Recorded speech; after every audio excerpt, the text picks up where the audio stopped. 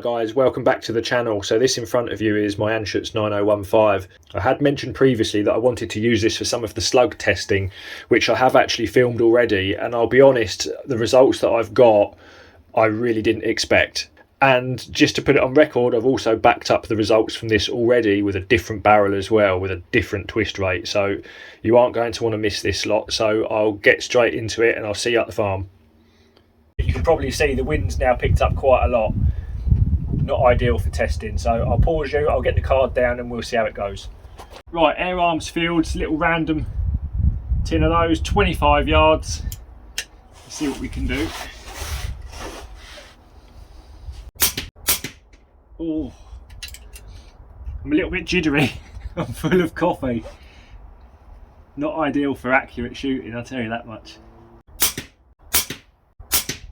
Of course, I don't know how these pellets are going to perform, but you need a starting point, you need something to test and have that as your reference. So we'll see what sort of groups we get and whether or not they match up to its previous preferred batches.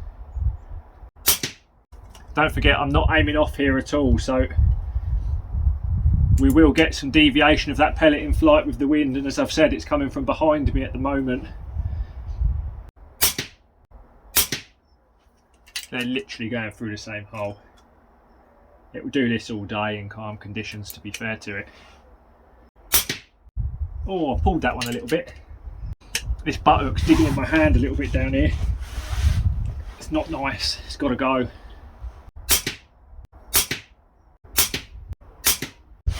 Right, I'll take you down there, but don't forget I've not been aiming off. I'm literally banging these straight down the crosshairs. But they're not too bad at all. I'll take you down there now.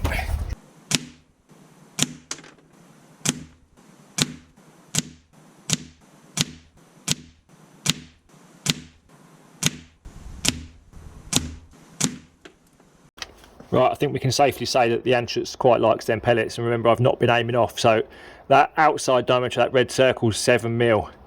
This one here I had a little bit of trouble with, the wind had picked up, there's only a single shot there, and these two, again the breezer took these, but that there is probably a 10mm group, so certainly in calm conditions we could have probably kept all of these. Indoors we could have definitely kept it in there, so I think what we'll do now, we'll try some of them slugs through it, so we'll get that set up now. I've just got a standard crosshair target out at the moment, and I've also just drawn a couple of 15mm diameter little red circles on there with a crosshair through them as well, so that would be the same size as a mini target at this range on an HFT course. So let's see how they run. I really wanted to try these through this barrel because through the Catran they wouldn't load very nicely from the magazine. Now on this, look, I can just seat them into the barrel. They've not got an O-ring to jump over, there's no transfer port to jump over, that's all sorted by the shuttle here. So a barrel arrangement like this, if anything, is likely to be better than a lot of multi-shot guns where they're going from a mag over an O-ring, over a transfer port. This is certainly going to stand a better chance of being more accurate with these. Right, Mako slugs, 25 yards. Let's see how they go. Okay. Just a little bit low and left of where the AirArms have landed. We'll have to check the GoPro for that one because that looks like it can't have gone through exactly the same hole, can it?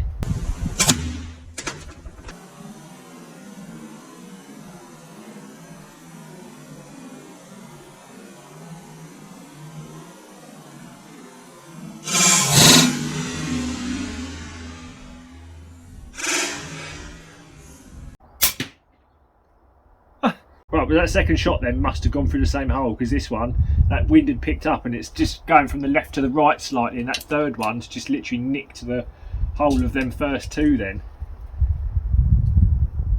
That's interesting. Right, so the four of those have gone through the same hole. Let me see if I can put these in that little 15mm circle that's on the card. I'm sort of just aiming off into thin air here because I've not got any markings on the... What? I've just taken the centre out of that little 15mm up. You actually aren't going to believe this. The GoPro's on, by the way. Certainly from the previous testing I thought, no.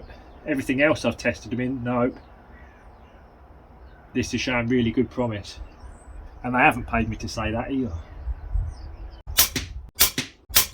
Quite hard to be particularly accurate in these conditions. However, these slugs are actually, they've blown my mind a little bit at the moment, I'm honest. Right, literally through the same hole. Right, I'm not incredibly accurately zeroed. However, I've just gone and drawn on a couple of 7mm circles on there. I'm a little bit, I'm not in shock, it's still only air gunning. However, this is quite incredible. I'm glad I've got the GoPro on at the moment because you wouldn't believe me otherwise. Oh, that one dropped a little bit low. So in this barrel then, they're as good as pretty much any of its best batches of pellets so far. Really? Right, okay, so the video's changing then. We're going out to, probably, we'll see what the wind's doing. We'll go out to at least 45 yards. If we take them out to 45, that'll be the maximum HFT distance. I think we ought to go and do that now. This card is ridiculous. I'll run you down there. And the goey is on as well. That's ridiculous. 3, 4, 5, 6, 7, 8, 9. So that's my 10mm circle. 10. Look. There's 2 pellets in there. There's 2 pellets in there. I mean, there's 2 pellets in a, that's well covered. That's a 4.5mm. That's a 5mm round them ones. Ooh. Right, okay, this is cool. We need to go and get these out of, yeah, I think 45 yards. Right, let's go and do that now then. This is taking a different turn to what I thought it would.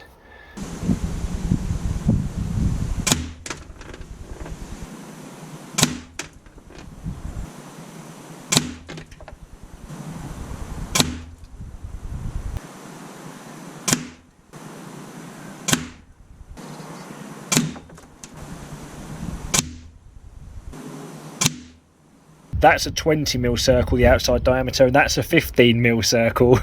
It's, as I've said already, it's blowing quite hard, so I don't know, but so far I'm shocked, amazed. Oh, here we go. Hello. Right, can you clear off? We got to go. No, Pete. No, don't. Oh, he's. You peed on my mat, Pete. I'm sure he does it. You get the camera out and he's a nightmare. Right, so just come on, done a wee and walked off again. Right, this is where we're set up. You've seen it before. It doesn't focus, but... Right, that wind's really pushing over the top of me here. I'm fairly sheltered in this corner so you can hear me. But that wind's gusting probably 15 mile an hour over the top of us, so I have no idea where these pellets are going to go. If I was shooting JSB heavies at the moment, I'd expect anything up to probably 2.5 inches of deflection from the right to the left if you got caught by that breeze, so it'd be certainly interesting to see how these slugs go. Right, let's get it set up. Right, I'll try not to lay in the goat wee on my thing. Right. So that wind's pushing right over the top of us pretty hard at the moment. Hopefully you can still see the little wind flag there to see what's going on, but I've no idea where these slugs are going to land, what sort of drops we're going to have or anything, so it will certainly be interesting. All I've done is just moved across the farm and just changed the focus distance on the scope. I've not changed anything else, so I'm just going to put my crosshairs of this on the crosshair on the card and see what happens. Right, that's bang on the centre line, literally bang on the centre line. With about 1.25mm dots of drop. These could be a game changer, but the biggest issue with these is the cost. I'm not sure, at £12 a hundred I believe they are currently, that may mean that a lot of people wouldn't want to spend that sort of money. I'm not sure that I necessarily would. I don't know. There's probably a slug's width between them 2 shots. Both perfectly on the centre line, just a slight change in elevation. I can't tell from this distance which was the first and which was the second one.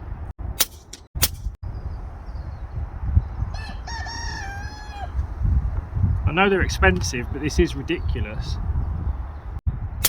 That one dropped a little bit low and a little bit left. I was a little bit wobbly then actually. I'm not very comfortable with this bipod up this height. It's a little bit awkward, but there's a bit of a mound of sand in the middle. looking at this, probably most of those are now within at least within a 30mm circle, probably even an inch. I'll get a couple more through, then I'll see if I can keep them in that 15mm circle on the card. Right, I'm going to aim off now and see if I can keep those in the 15mm circle, which is the bottom left circle of the two on the card. I'm a bit wobbly here.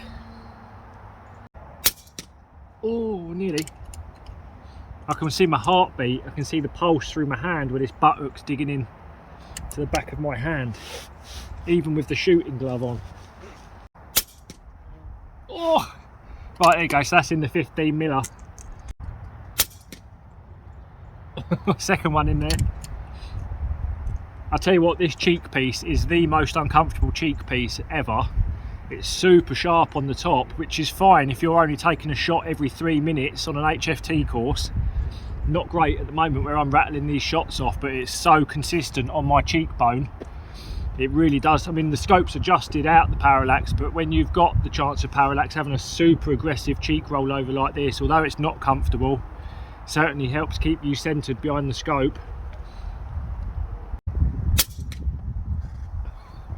So 15mm then, at 45 yards, and that's easy to keep them in there. I fired what, 10, 11 just at this range, just to get a judge of where they're dropping and what the wind's doing. I mean, yeah, they're expensive, but that's incredible. And they haven't got to me. I've not been paid off for this. I mean, the 20mm looks massive now.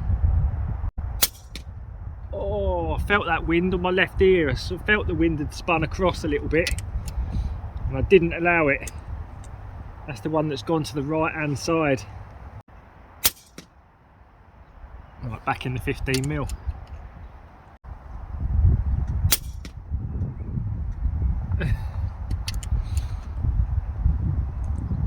Okay, well, we've got to stop the video at some point, but this is pretty insane. I'm going to have a couple of other shots on the card and see if I can just pick off some even smaller targets on there.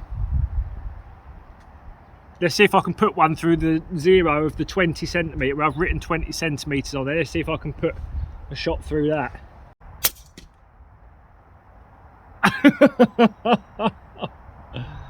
Oh my god. Right, let's we'll go for the 0 on the 10 at the top then, on the writing on the card. And then we'll have to call it a day, I think. Can't afford to waste all these now. Oh, split it. Bear in mind, that's probably like a 7mm circle. Right, Mako slugs 45 yards in a stiff breeze. That last one, look at the size of this, look, the 0 on the 20mm, 45 yards. I was aiming for this 0 up here as well, but I've just gone a little bit to the right. 15mm, however many shots we got in there. This one I wobbled off of. Sorry, this one was where the wind caught me and I didn't pay attention, and this one I wobbled off, but look at that. That's probably, you'll probably get an inch around that. Don't know, we'll get them back and we'll have a good look over these, because this is pretty interesting. I forgot to turn you on, I've already taken a shot. That's 1¼ dots drop at 45 yards. That's ridiculous, and it's bang on the centre line. So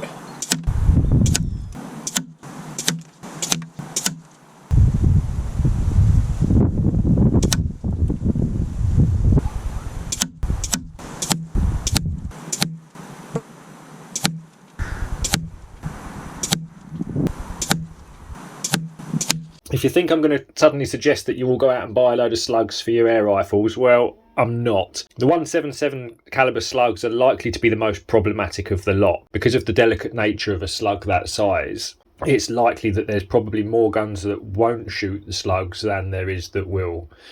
The reason I say that is that I'm now fairly convinced that the first thing that you need to consider if you want to buy some slugs is how the actual slug itself will load into the barrel. So here's an Anschutz fitting barrel. On this, you can see that the slug is loaded directly into the back of the barrel itself. It hasn't got to jump out of a magazine or a single shot loader. There's no O-ring in here, and there's no transfer port either, so you can literally feed it straight into the barrel itself, which means that you can also adjust the seating depth itself. So certainly consider the type of loading that your rifle has. If it's a single shot rifle, say with a probe, something like an HFT 500, then potentially that might be a good option. I've not had any luck yet with my S510, where that jumps out of the little single shot loader. I just don't think that I can squarely load them slugs into the barrel itself, and the same with the Catran, whereas of course this layout is entirely different. So this is a JSB slug here, just to show you, because it's got a more pronounced flat section at the rear. This effectively works as a bearing surface into your barrel. Now on the Mako slugs, this taper runs further back and you've got a much smaller flat section at the back here, so the potential for that to be loaded on a slight angle, a little bit squiffy, whatever, is greater with the Mako slug. So the first thing you really need to consider is, can you load it into the barrel nicely? Now on both the Anschutz barrel and the ones down here, this is a CZ barrel, I'm loading them directly into the rifling. There's not much of a lead in at all on that barrel. There's just the most tiniest of chamfers, so that the slug itself is loaded directly into the rifling. So the Mako slugs, they weigh a quoted 10.5 grains. They average 700 feet per second, which gives you a nice, reliable and legal 11.4 foot-pounds. So they actually run through the Anschutz at almost exactly the same speed as the JSB Heavy. So that leads me to suggest they're a relatively good fit in the Anschutz barrel. It's also worth noting that the choke in the Anschutz barrels is not particularly tight. The CZ barrels have a much tighter choke than the Anschutz barrels. So the AA Fields, turns out this is a fairly good batch. Shot some quite nice groups. Considering the conditions, I'd only just literally pulled the barrel through and run these through, so I'm quite happy with that performance at 25 yards, but that's not really, that was just to get the gun up and running and establish a zero. Hopefully you can see here. So the last video that I put up, that short 18-second one, was these pellet holes here. Now there's actually 4 pellet strikes in there, and I've drawn around it. That little green circle is 7mm across. Now that was the first few that I'd run through that barrel. Now the barrel hadn't been cleaned, it hadn't been polished or anything like that. These are both 15mm circles. You've got 2 in there, and that's a 5mm circle around there. So granted, that was in relatively wind-free conditions. There was still a bit of swirling wind, certainly enough to keep me on my toes. I mean, my shooting at the moment is certainly not as good as it can be, but the groups that I managed to shoot with that were quite incredible. Again, these red circles, they're 7mm. Don't worry about the position of the pellet strikes relative to the actual crosshair here. Obviously, I wasn't well zeroed at that point. So at 25 yards, compared to a good batch of AA Fields, in that particular barrel, the Mako slugs actually bettered the decent JSBs, which in itself surprised me. I thought, I genuinely didn't anticipate to be able to beat the performance of a decent Diablo pellet, so I've got to admit I am quite surprised. Now when I took it out to 45 yards, this is where it really started getting interesting. So that first sort of big group that I shot up on the card here, bearing in mind that when I was filming that, I was tucked behind one of the little boarding edges, so I was relatively well sheltered and the target was relatively well sheltered, but at least 30 yards in between me and the target, that wind was really howling over the top of us. I would have anticipated a spread on this group here of at least double this size using JSB heavies in them conditions. There's a fair bit less drop on this group than there would have been with the JSBs, and the JSB heavies would have been around here as an average, like midpoint of the group. So given that they've got a tighter group in the wind and a bit less drop, potentially it shows they have got a better ballistic coefficient. We'll look into this down the line with some chrono testing over various ranges once we've established that actually it's not a fluke.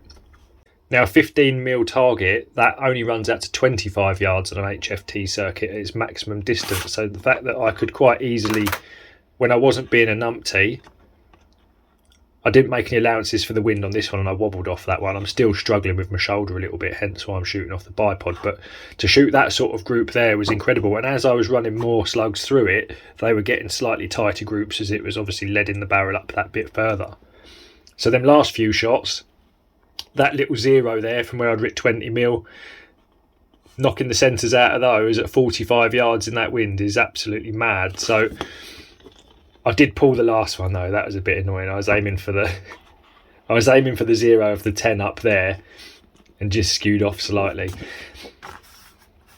So what have we learnt then really? Well, it's not a fluke. I've done some further testing, which is also on the film with this barrel.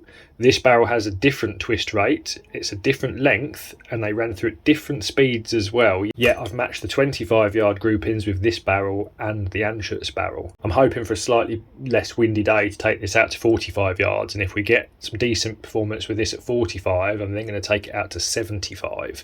These Makos are certainly worth a try, but the caveat to that is, as with all of these pellets, be it a slug or a traditional pellet, not every barrel is going to work with every batch of pellets or every batch of slugs. If you have a rifle that loads like an Anschutz or a Steyr, or possibly a raw that's sort of pin loaded and you can control that seating depth, then you may well be onto a winner. I've got some 10 grain ones of these to try as well. They should be here soon, hopefully, so I can get them out and get them tested. But currently, not done too well with these ones. And interestingly, I can't fit these 13 grain knockouts in that barrel. So that barrel shoots the Makos and pellets beautifully, yet they won't fit into it. Now, that's most likely because this doesn't have much of a lead in at all. I'm loading directly to the rifling, so I'm sure there's something to be learnt there. I'm sure there's something to be gained there as well. But I think for the moment, guys, I'll get this one wrapped up and I will get cracked on with the testing for the next video. There's an awful lot more to go into that one, and I kind of proved it's not a fluke. So I guess we'll see you in the next one.